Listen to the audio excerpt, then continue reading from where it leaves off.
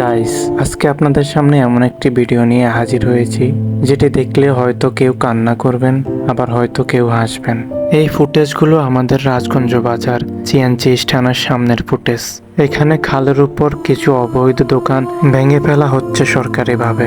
দোকানগুলো ভাঙার সময় আমার চোখে হঠাৎ একটা দৃশ্য পড়ে, যেটি দেখার পর আপনারা কিছুক্ষণের জন্য হলেও চুপ হয়ে যাবেন। তো চলুন সেই করুণ দৃশ্যটি একবার দেখে নিই।